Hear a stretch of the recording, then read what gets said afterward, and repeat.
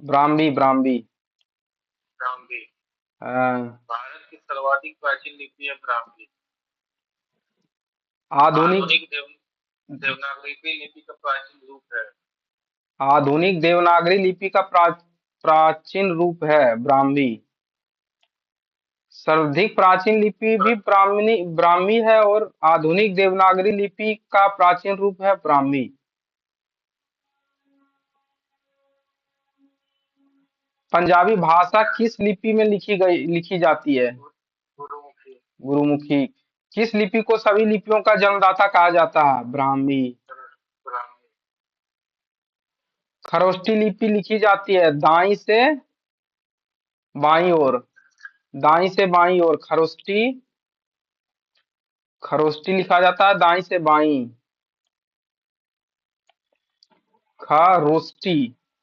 Roast कैसे क्या करेगा? रोस्ट।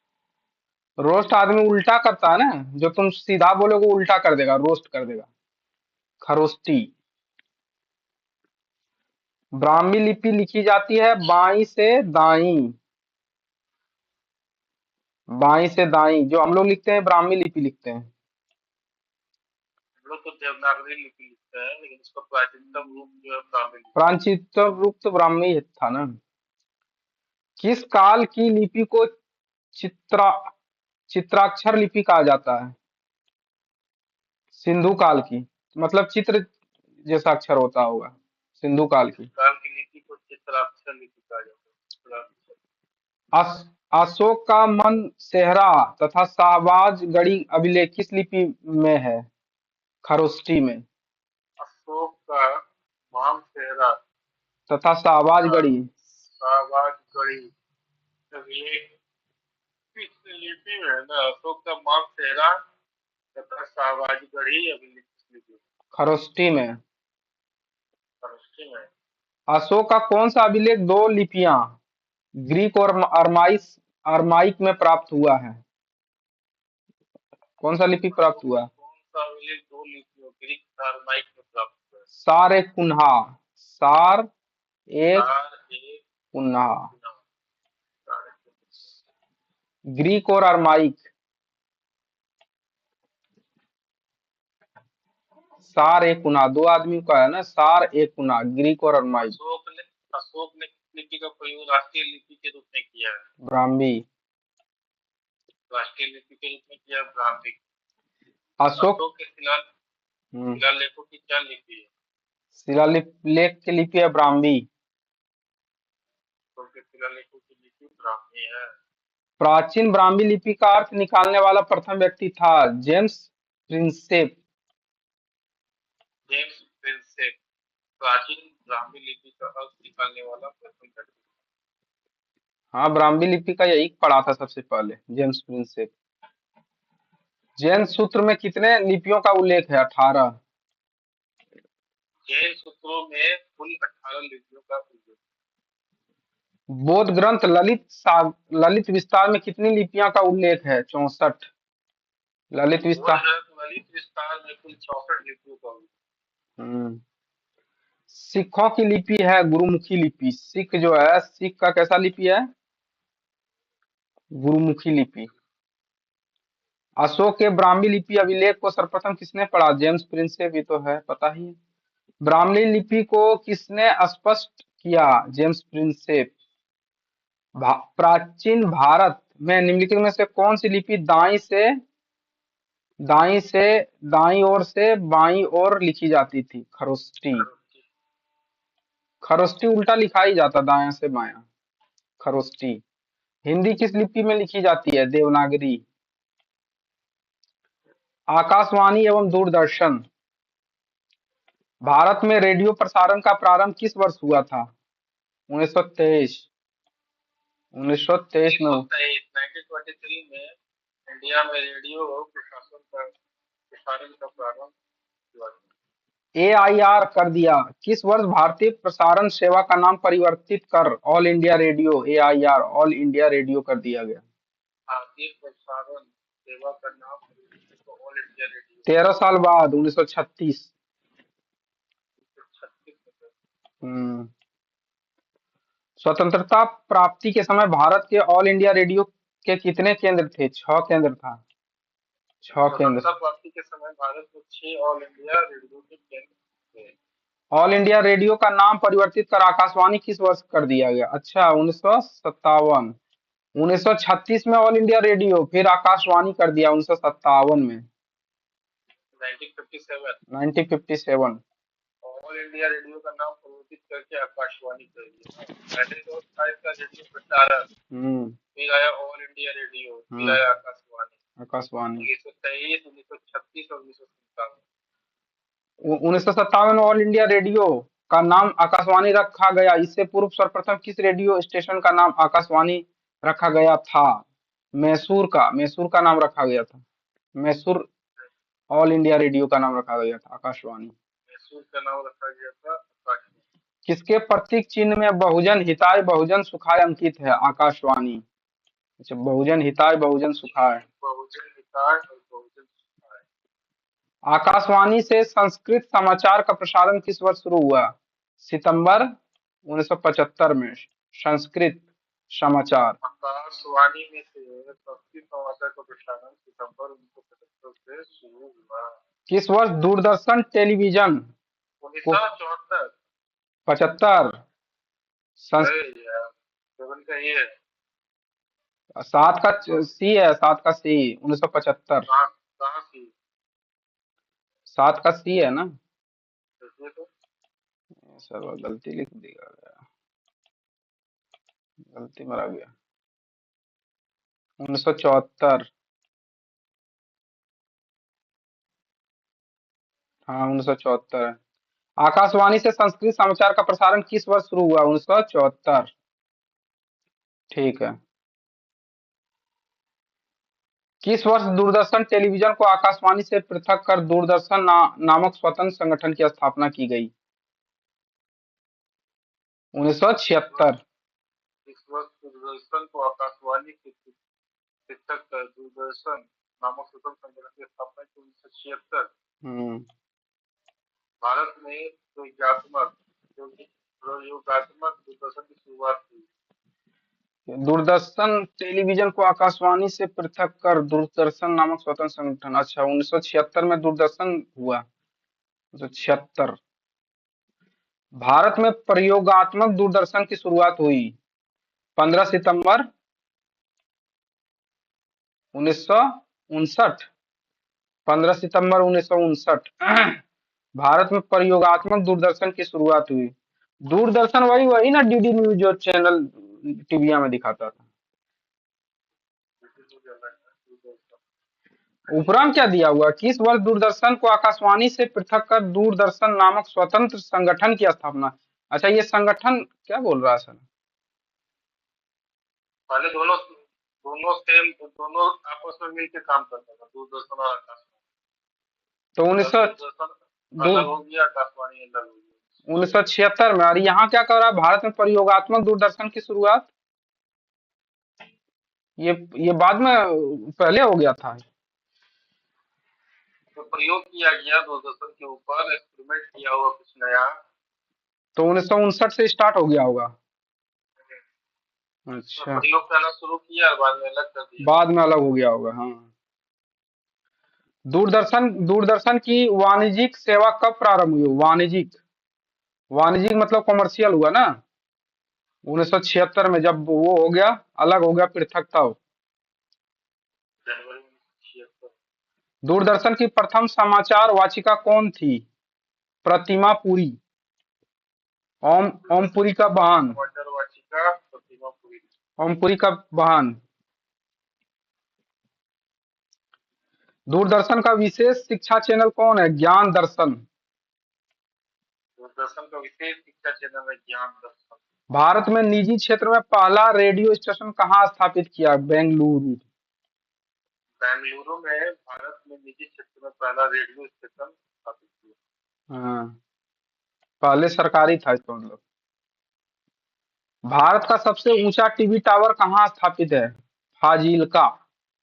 फाजिल्का कहाँ पे है? फाजिल्का में भारत का सबसे ऊंचा टीवी टावर। कहाँ है फाजिल्का?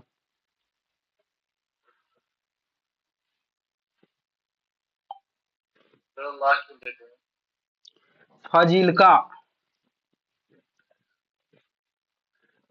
भारत के पंजाब राज्य का एक जिला और शहर है जो भारत पाकिस्तान सीमा के पास दक्षिण पश्चिमी पंजाब स्थित है। इसे बंगल नाम से जाना जाता है। ये पंजाब के पास है फाजिल्का। दूरदर्शन से हिंदी समाचार के प्रसारण की शुरुआत कब हुई? 15 अगस्त 1965। दूरदर्शन से हिंदी समाचार के प्रसारण की शुरुआत कब हुई? 15 1965। 1965। दूरदर्शन द्वारा प्रायोजित प्रथम धारावाहिक था हम लोग। हम हम लोग दूरदर्शन द्वारा प्रायोजित प्रथम धारावाहिक था हम लोग। दूरदर्शन से रंगीन कार्यक्रमों की शुरुआत कब कब से हुई? 1982 से। दूरदर्शन से रंगीन कार्यक्रम की शुरुआत 1982 से हुई। देश के लगभग कितने प्रतिशत भूभाग में दूरदर्शन की प्रसारण सुविधाओं का विस्तार है? 82%। 82%, 82%। देश के लगभग 82% भूभाग में दूरदर्शन की प्रसारण हाँ। सुविधाओं का विस्तार है, 18% में नहीं। दूरदर्शन का दैनिक राष्ट्रीय कार्यक्रम किस वर्ष आरंभ किया गया? 1972। 1972 से दूरदर्शन का दैनिक राष्ट्रीय कार्यक्रम आरंभ किया गया।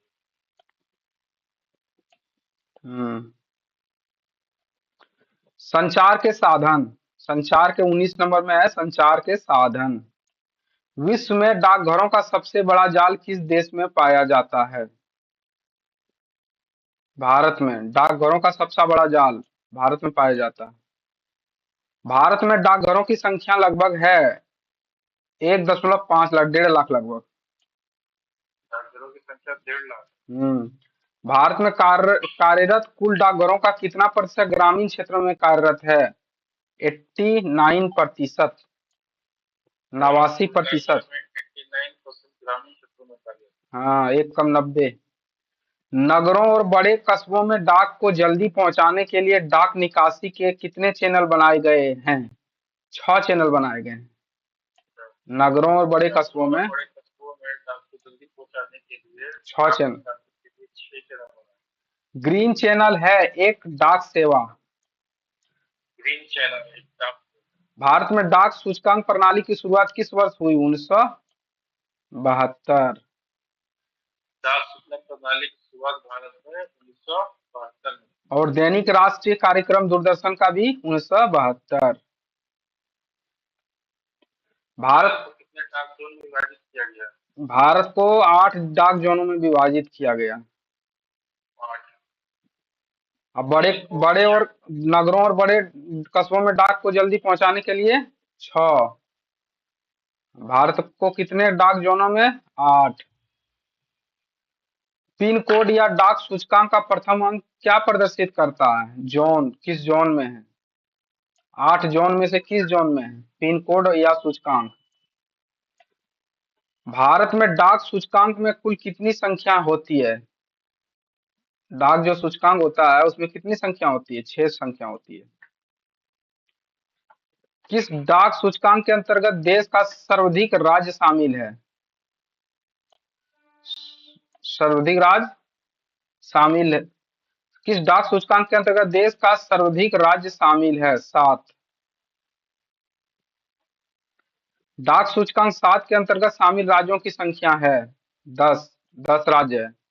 बताओ 28 में 10 राज्य एक में शामिल है 7 वाले। डाक सूचकांक 7 में शामिल राज्यों की संख्या 10 है। 28 डाक सूचकांक में सर्वाधिक राज्य शामिल है 7। डाक सूचकांक 8 के अंतर्गत शामिल राज्य कौन कौन है? बिहार और झारखंड। अच्छा, डाक सूचकांक 8 81, 41, 31। डाक सूचकांक 8 के अंतर्गत शामिल बिहार और झारखंड। भारत में डाक टिकट किस गवर्नर जनरल के शासन में शुरू किया गया? डाक टिकट लॉर्ड डलहौजी। लॉर्ड के शासनकाल में डाक टिकट जारी। भारत में आधुनिक डाक प्रणाली का प्रारंभ कब हुआ? 1854। 1854। आधुनिक डाक प्रणाली। भारत में प्रथम डाक टिकट कब जारी किया गया? प्रथम डाक टिकट 1854। 1854। पहली डाक टिकट यहाँ जारी की गई थी, कराची में। कहाँ? कराची। कराची। डाक विभाग की स्थापना, डाक विभाग की स्थापना कब हुआ था? 1854 में। डाक विभाग की स्थापना हुई। मतलब ब्रिटिश भारत काल से ही डाक सेवा चालू है। भारत में मनी ऑर्डर प्रणाली का प्रारंभ हुआ था। मनी ऑर्डर, अच्छा मनी ऑर्डर, मनी को भेजने वाला प्रणाली था क्या? 1880 में। फिर 1880 में। कुरियर सेवा से प्रतिस्पर्धा के लिए भारतीय डाक विभाग ने द्रुत डाक सेवा, स्पीड पोस्ट सर्विस का आरंभ कब किया? 1986 में। अच्छा, कुरियर सेवा जो होता होगा इससे तेज होता होगा, इसलिए इसको स्पीड पोस्ट सर्विस लाना पड़ा 1986 से। 1986। कुरियर सेवा से प्रतिस्पर्धा करने के लिए डाक सेवा से तेज होगा कुरियर सेवा, उससे प्रतिस्पर्धा किया स्पीड पोस्ट सर्विस। 1986 में। भारत में एसटीडी सेवा की शुरुआत किस वर्ष हुआ? 1960 में। एसटीडी 1960 में। एसटीडी सेवा की शुरुआत 1960।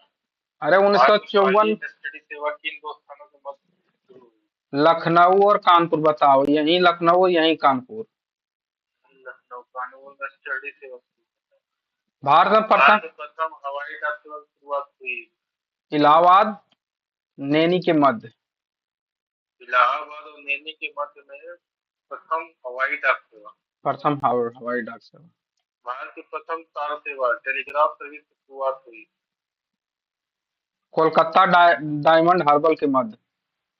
कोलकाता और डायमंड हार्बर के मध्य में टेलीग्राफ सर्विस प्रथम तार से।